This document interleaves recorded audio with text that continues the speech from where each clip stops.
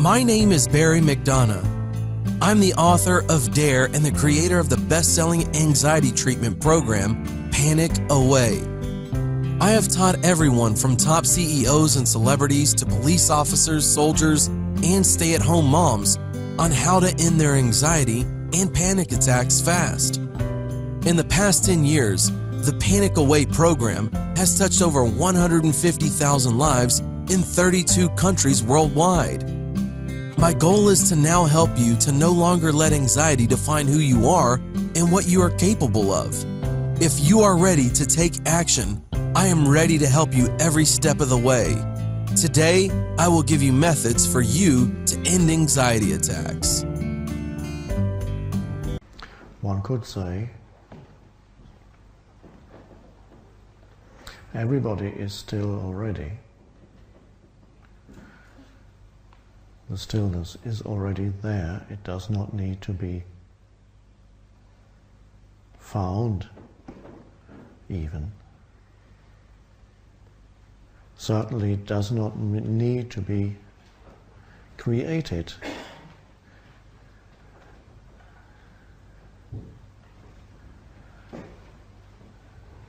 Because it's already there. The only thing is, you may not notice it.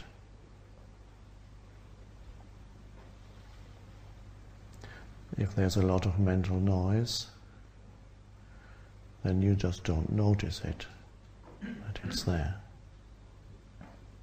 And also you don't notice a dimension within yourself that is far deeper than the movement of thought.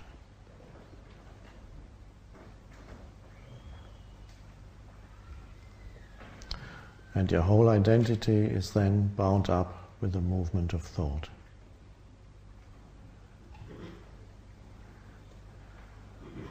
A mind-created sense of self.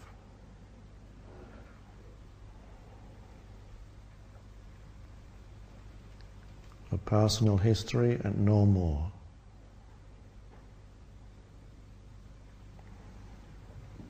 That is soon coming to an end.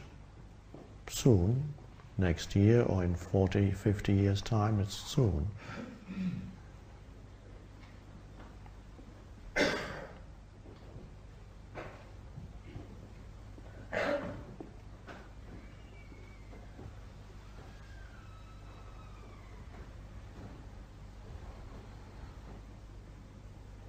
So who you are and stillness are one and the same.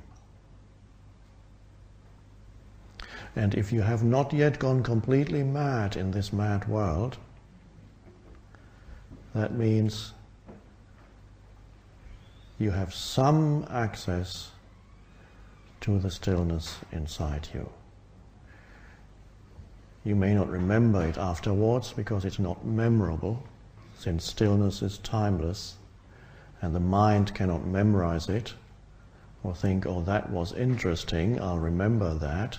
Because stillness is not interesting. Interesting is a mental thing. Just as our weekend here is not going to be interesting. You may have noticed that already.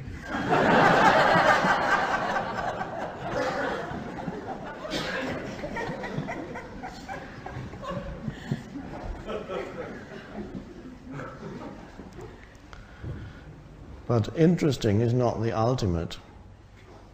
It's only the ultimate to the human mind.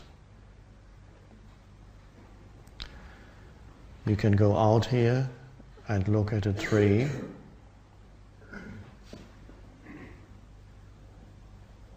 or a flower, or the sunset, and could you say, this sunset is interesting? Only if you were trying to write a PhD about sunsets. If you had to analyze it, or the oak tree becomes interesting the moment you start to analyze it mentally And there is a place for that also in this dimension. But if you get caught up on that dimension only, where you break things up into little bits and pieces and analyze them, and by the way, most kinds of analysis, you have to kill the thing first before you can analyze it, or in the process of analysis it gets killed. But if you just be with the oak tree, contemplate it, truly look, then what you're looking at goes beyond interesting, is far deeper than interesting. The same as the sunset. There's nothing interesting about it, and yet it is awe-inspiring. It is deep. There's a depth there that defies analysis by the mind. At the moment you analyze it, you have reduced it to something lifeless.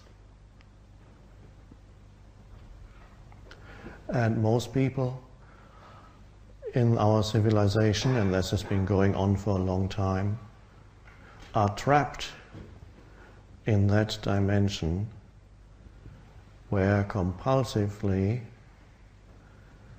they go about their life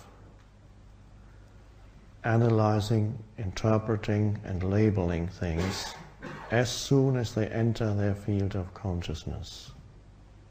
They do it to people,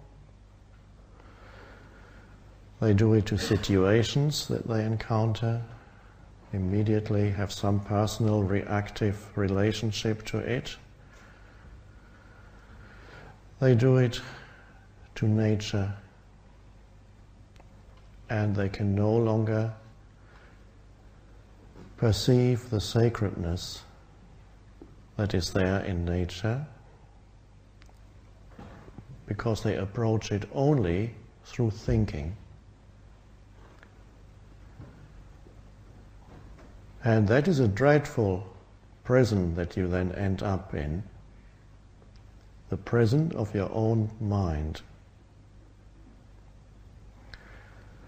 And then you approach your whole life only through that.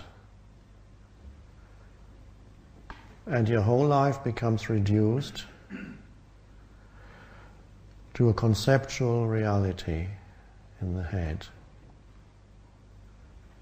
consisting of thoughts that you have about things, viewpoints, opinions, and even so-called knowledge.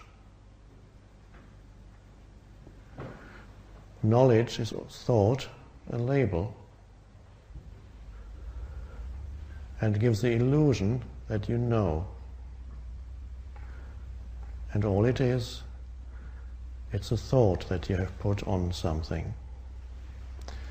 And then it loses its depth and aliveness. And you begin to relate to reality through the veil of thinking. And you relate to yourself through the veil of thinking, because you yourself become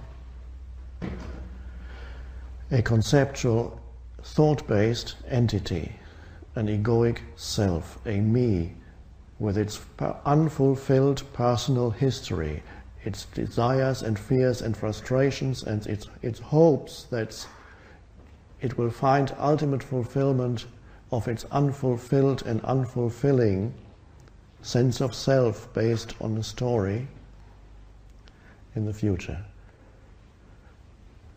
which again is a thought form. That's what the future is. Nobody has ever encountered it except as a thought. And yet most people live unconsciously as if the next moment or the one after that were more important than this moment, the only thing there ever is. This one moment that you could never escape from have never escaped from, will never escape from, that is inseparable from the life that you are, also inseparable from stillness, because the moment you enter the now with your attention, a stillness arises. The essence of the present moment, no matter how mad it may appear on the surface, is always stillness. It is also sacredness.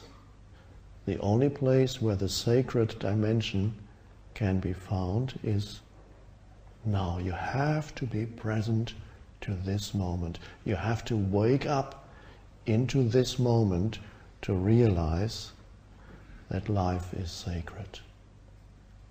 When you are lost in thought, sacred is meaningless. It could become another of the many concepts that you can play with. And you could write a PhD about it without ever having encountered it yourself. So the depths of now